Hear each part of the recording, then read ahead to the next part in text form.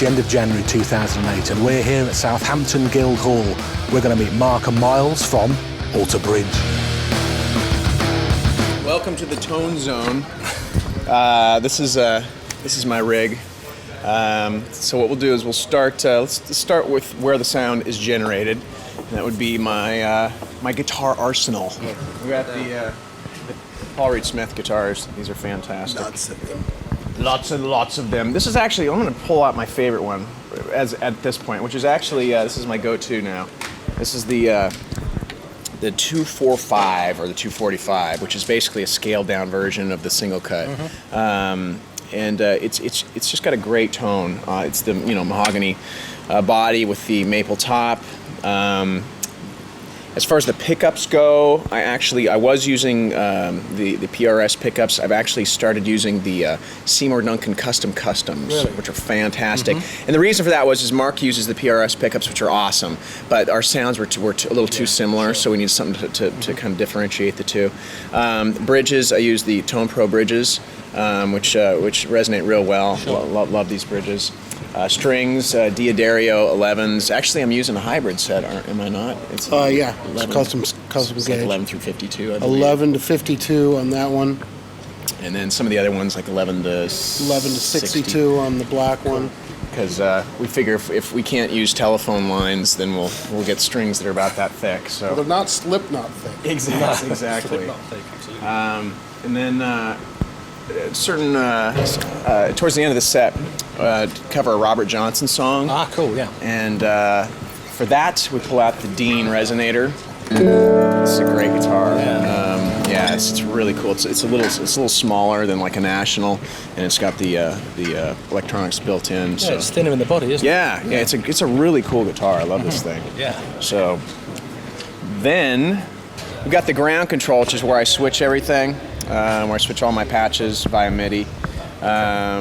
And then I've got my pedal board, and this is a lot of the stuff I've had for about the last 10 years. The full tone wah pedal is a fantastic. Yeah, that's beautiful. Yeah, they really have really a is good. really great tone.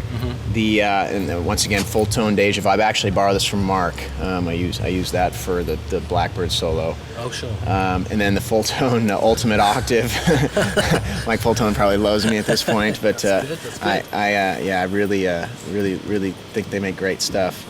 And then we got the Line 6, the delay modeler, and then the modulation unit. I've seen this so many times on so many people's boards. It's just the thing. They're amazing. Yeah. They really are, because you've got so many pedals in one. It was a brilliant move on their part. Yeah, definitely. Don't know how many of you have heard of the any of the radial products. We've done a lot of stuff on Have you? those. Yeah, we've done Hammett's talked about it, Steve Lukather's talked about them. They're fantastic as well. They really are. It's a great pedal. It's brilliant. The thing I like about the Switchbone is where you'll see in a minute I use two separate amps, and a lot of times when you use two different amps, you have phase issues. Sure. So with this, it allows me to split the signal, and then I can reverse the polarity. So that's fantastic.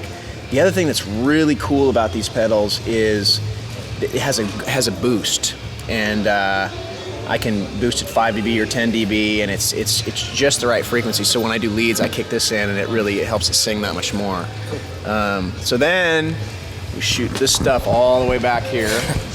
Oh, by the way, for the resonator, this is the amp I use right here, which is the Lone Star, which is a great amp. Beautiful amps. Really great amp. Yeah. So it's kind of like a twin on steroids.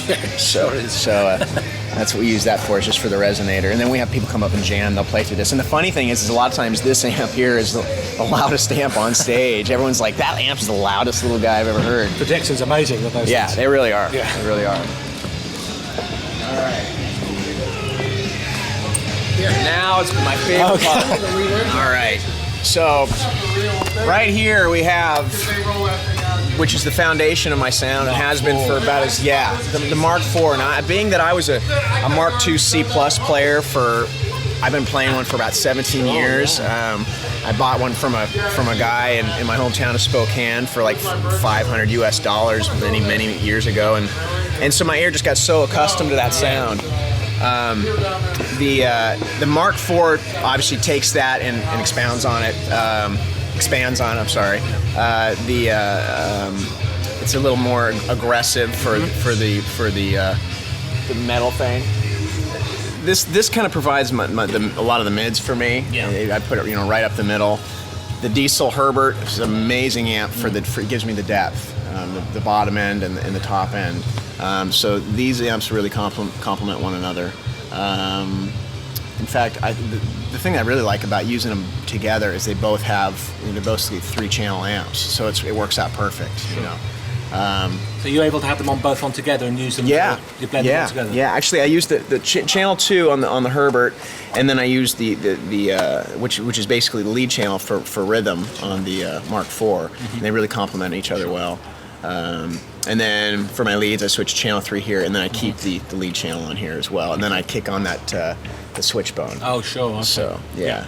And then I use the effects loop in the Herbert, and just have the TC Electronics, and it's the M1, and I just use it for reverbs, and that's about it. Sure. So and then there's the rest. Those are the magic things. Exactly. And these help switch everything. Sure. And there once again are the Shure wirelesses. Okay. And that is the Tone Zone. These are my guitars. They are all the same, PRS single cut model, except for, you have the floating bridge, the trem bar on a few of them. This is my favorite guitar in the world. It's got a little tribute to Dime on it, but this is charcoal burst.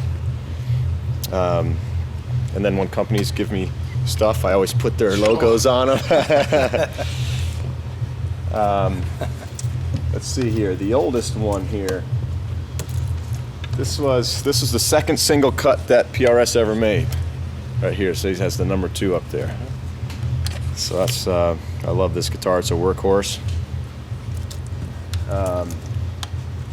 This guitar here got stolen, and then I got it back. A kid in a parking lot had called the police and said he bought a guitar for $400 or something, and he knew whose it was. So my favorite part of this guitar is the back of the neck. I love that.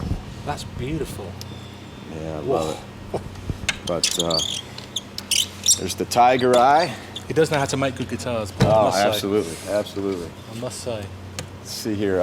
Just another one of my favorites. The floating bridge. Oh, yeah. This was the second one they had ever made me with the trem on there. I do trem up on my guitars. Mostly, most of the times PRS, you can only dive, but I like to be able to trem up on there, and then of course got another black one in this Shelby style. Oh yeah. I was doing a gig, and Tony Rambola from Godsmack and Another Animal had a buddy of his come out to have me sign this guitar so he could sell it in the shop. And I said, "Ooh, I like that one." He said, "Oh, well, give me one of your touring guitars and I'll trade you." So I picked my least favorite guitar and got a pretty fancy new guitar. Good idea. But I had signed it too soon. Now I wish I didn't sign it. It's no good if you've signed your guitar. Yeah, I know, it's kind of lame. Ooh. Oh yeah, here's my brother Dan designed this design here, and PRS made a series of 100 of these, and sold them. And this is the original. I got my string gauges written on the back where Ernie has them. But that's a tribal one. And Paul always does a Paul always signs my guitars. And this is Ernie's world here, where he takes care of my guitars so nicely. Oh, and then this is where I get all my inspiration right here. I read my Guitarist magazine. Absolutely. Yeah, I've got, I use the ground control for switching because it's a very easy, if I have something else I want to add to my rig, it's easy to program in. I used to use a Bradshaw switching system, but once you have that set up, it's tough to change. So the Ground Control Pro is what I like to use now. It's very durable, easy to program. I've got my Morley pedal. It's my signature power wah. Yeah. The EVH Phase 90. I think a lot of people are using those phase mounters now, aren't Yeah, they? absolutely. They're so great. good. Yeah, Yeah, they're they're fantastic great. pedals, yeah. I use a couple wahs, you know, on one far stage, one right here. Sure. I'm not a real big effect kind of guy, you know. I usually like to play pretty straight. The way I have my rig configured is when I'm playing clean guitars, it goes out to my Fender Twins in stereo with the TC Electronics here, with a little bit of delay and verb.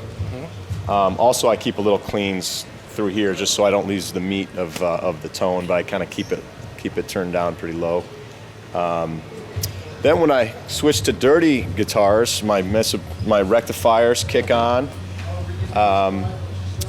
and they are just straight. The only effect I have going on stage is through I have my monitor rig over here, and I have it filtered through there with some Ferb on there. Sure. But we'll get to that later. So I got my boogies for my rhythm. Then when I click to lead, it switches to this Bogner Shiva. Shiva, okay. Which I love. It's a great lead tone. On my leads, I like to have the Shiva's a little clean for some of the stuff I like to do. So I throw this T-Rex Michelangelo overdrive pedal, which was modeled after the Tube Screamer. Sure. You know, it's I was a big Tube Screamer user for years, and then Michelangelo's a buddy of mine. He came to the show with this pedal, asked me to check it out, or if I'd like to check it out, and I loved it. Yep. And I pretty much stole it from him. He hasn't gotten it back in his hands since. This is a very smooth, great. There's no harsh tones in there at all. It's a very smooth pedal. Sure. T-Rex replica delay, real easy to use, great delay pedal. Yeah. The Shiva's also, I think, a 50-watt head. It wasn't quite keeping up with the 150-watt triple Rex, so I had to. There's an FX loop on the amp that I run through this the 290 power amp, and then this is all for the front of the house. Other than that, I have my monitor rig. You know, I got tired of shouting over to Monitor World to change this and change that, so I just got my own stuff, and I pretty much patch my rectifier here, my Bogner here, my cleans through here, and I've got my Crown power amps.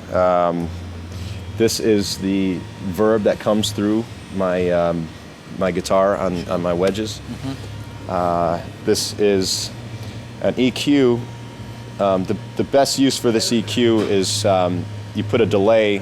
I've got 12 feet in between. Every show I have 12 feet in between my monitors and my speakers. Right. This gives you that delay. Okay. So when they hit in one spot and it's not canceling. It doesn't do the phase cancellation. But that's pretty much my rig.